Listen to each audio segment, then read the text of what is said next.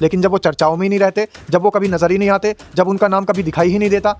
और मैं तो बड़ी जिम्मेदारी के साथ ये बात कर रहा हूँ कि भारतीय जनता पार्टी के खुद नेता ये नहीं जानते कि हमारे देश के स्वास्थ्य मंत्री कौन है और शिक्षा मंत्री कौन है। जो ये बच्चे ने, उज्जवल ने अपनी जीवन लीला समाप्त की आत्मदाह करने के बाद में, ये इस बात की गवाही दे रहा है कि नरेंद्र मोदी जी जो भाषणबाजी कर रहे हैं, जो जुमलेबाजी वो फैला रहे हैं, इसका मतलब ये है कि सरकार पूरे तरीके से फेल हो चुकी है। और सरकार फेल होने का ये सबूत है उत्तर प्रदेश का बुढ़ाना।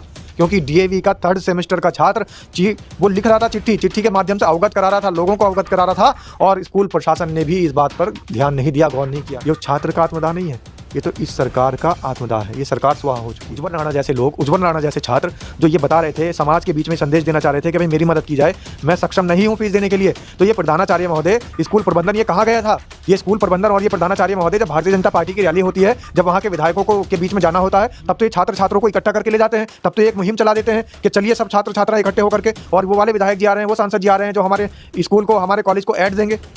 लेकिन कभी भी इन बच्चों का दर्द समझने का काम नहीं किया स्कूल प्रशासन ने। तो मैं तो ये कहता हूं कि दोषी प्रधानाचार्य भी है, स्कूल का प्रबंधन भी है, तो स्कूल के प्रबंधन के खिलाफ भी कार्रवाई होनी चाहिए। और सरकार के जो बीच में बैठे हुए शिक्षा सचिव हैं और शिक्षा मंत्री हैं, इनको तो तुरंत नैतिकता के आधार पर इस्तीफा दे देना चाहिए। नमस्कार, स्वागत है आपका। मेरा नाम है विपिन बेबाक, मेरे साथ पत्रकार सादाब रिजवी।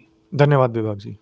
सादाब रिजवी, मुजफ्फरनगर के बुढ़ाना में उज्जवल राणा का मामला तूल पकड़ रहा है। और एक बच्चा जो बड़ा होनहार था, 7,000 रुपये की फ़ीस देने में असमर्थ था, और उसने वीडियो बनाई थी, और स्कूल ने उसकी इतनी अनसुनी की कि उस लड़के ने लास्ट में आकर आत्महत्या कर ली, अपने आग लगा ली, और हॉस्पिटल एडमिट हुआ, और उसके बाद वहाँ मृत घोषित कर दिया गया। अब बहुत सारे राजनीतिक दल और जो किसान यूनियन है, राकेश टिकैत हैं, उन्होंने धरना प्रदर्शन किया है। तो बताइए, आज की डेट में भी बच्चा स्कूल की फ़ीस नहीं दे पाया, और स्कूल की फ़ीस ना दे पाने के कारण उसे अपनी जान तक गंवानी पड़ी। और हमारे प्रदेश के मुख्यमंत्री फिर भी बिहार में जाकर के लोगों से अपील कर रहे हैं कि हमें वोट दीजिए।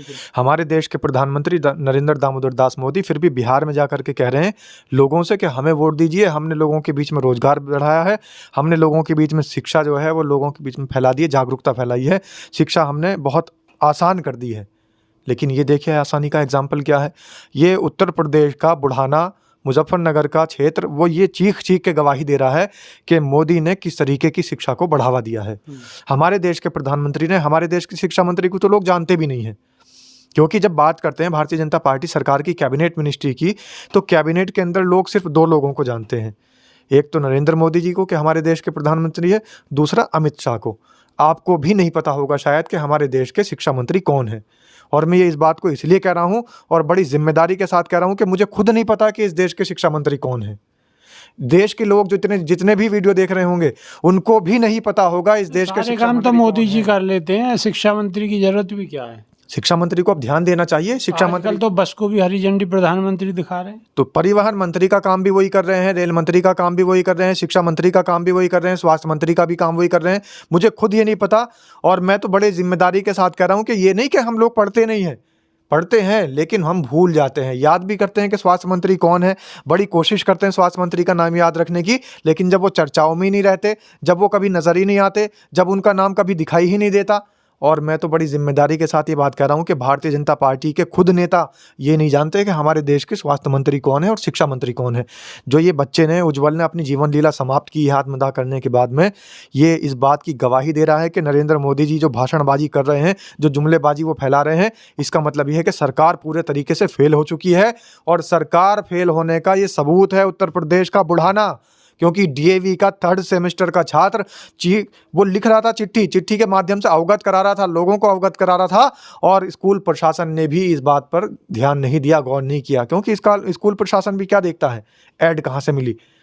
और अब तो एक चलन और हो गया है भारतीय जनता पार्टी की सरकार में कि स्कूलों के अंदर कार्यक्रम कराए जाते हैं और भारतीय जनता पार्टी के विधायकों को सिर्फ उनको न्योता दिया जाता है जो वहाँ पर अच्छी खासी धनराशि उनको भेंट करके चले जाते हैं, ऐड दे करके चले जाते हैं। सिर्फ उन लोगों को बुलाया जाता है और वहीं पर कार्यक्रम समाप्त हो जाता है। और सही बात तो ये कि जब बच्चों को, छात्रों को, छात्राओं को इकट्ठा किया जाता है, तो छात्र छात्राओं को सिर्फ एक भीड़ के माध्यम से इकट्ठा किया जाता है।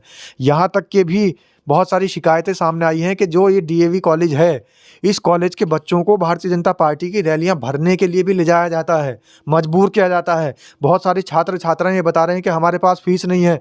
हम अवगत कराते हैं समाज के बीच में और प्रशासन को भी अवगत कराते हैं कि 7,000 8,000 रुपये पर सेमेस्टर फीस कहाँ से दें। आप देखिए, एक साल में 2 सेमेस्टर होते हैं, एक साल में 2 सेमेस्टर, और अगर 7,000 रुपये एक सेमेस्टर की फीस है बीए की, तो 2 सेमेस्टर की 14,000 रुपये है। तो 14 या 42,000 रुपये सिर्फ बीए करने के उसकी सेमेस्टर की फीस है। उसके आने जाने का खर्चा अलग है। तो गरीब व्यक्ति अपने बच्चों को कैसे पढ़ाएगा? ये इस बात को बिल्कुल सही आप समझ लीजिए कि जिस तरीके से भी ये आत्मदाह करके जिन लोगों की जीवन लीला समाप्त हो रही है, ये लोगों ने आत्मदाह नहीं किया है, ये उस छात्र का आत्मदाह नहीं है, ये तो इस सरकार का आत्मदाह है। ये सरकार स्वाहा हो चुकी है। सिर्फ इसका एक औपचारिक रूप से आप लोगों के बीच में सिर्फ और सिर्फ ये कहना बाकी रह गया है कि ये जो अघोषित हमारे बीच में इमरजेंसी चल रही है कि शिक्षा पर भी रोक लगी हुई है, स्वास्थ्य पर भी रोक लगी हुई है, सड़कें नहीं बन रही है, विकास नहीं हो पा रहा है, और लोग बाग देखिए किस तरीके का मजाक बना रहे हैं। एक मीम देखा मैंने, वीडियो वायरल थी कि गटर के अंदर एक व्यक्ति जा रहा है और गटर के ढक्कन के अंदर झांक के देख रहा है। दूसरा व्यक्ति आकर के उससे पूछता है कि भैया इसके अंदर क्या ढूंढ रहे हो? वो कह रहा है मैं इस देश का विकास ढूंढ रहा हूँ, कहीं गुम हो गया है और मैं सोच रहा हूँ कि कहीं ऐसा तो नहीं इस गटर के नाली के अंदर चला गया हो, वहाँ से निकल करके आ जाए। तो लोग इस तरीके की मजाक बना रहे हैं। और शिक्षा हो, स्वास्थ्य हो या हमारी मूलभूत सुविधाएं हो, सबकी सब चौपट हुई पड़ी है। उज्जवल राणा जैसे लोग, उज्जवल राणा जैसे छात्र जो ये बता रहे थे, समाज के बीच में संदेश देना चाह रहे थे कि भाई मेरी मदद की जाए, मैं सक्षम नहीं हूँ फीस देने के लिए, तो ये प्रधानाचार्य महोदय, स्कूल प्रबंधन ये कहाँ गया था? ये स्कूल प्रबंधन और ये प्रधानाचार्य महोदय जब भारतीय जनता पार्टी की रैली होती है, जब वहाँ के विधायकों को के बीच में जाना होता है, तब तो ये छात्र छात्रों को इकट्ठा करके ले जाते हैं, तब तो ये एक मुहिम चला देते हैं कि चलिए सब छात्र छात्रा इकट्ठे होकर के, और वो वाले विधायक जी आ रहे हैं, वो सांसद जी आ रहे हैं जो हमारे स्कूल को, हमारे कॉलेज को ऐड देंगे। लेकिन कभी भी इन बच्चों का दर्द समझने का काम नहीं किया स्कूल प्रशासन ने। तो मैं तो ये कहता हूँ कि दोषी प्रधानाचार्य भी है, स्कूल का प्रबंधन भी है, तो स्कूल के प्रबंधन के खिलाफ भी कार्रवाई होनी चाहिए। और सरकार के जो बीच में बैठे हुए शिक्षा सचिव हैं और शिक्षा मंत्री हैं, इनको तो तुरंत नैतिकता के आधार पर इस्तीफा दे देना चाहिए। नैतिकता के आधार पर इस्तीफा दे देना चाहिए, लेकिन नैतिकता है कहाँ? क्या आपको कहीं नैतिकता लगती है? और अगर लगती है तो कमेंट के माध्यम से अवश्य बताएं।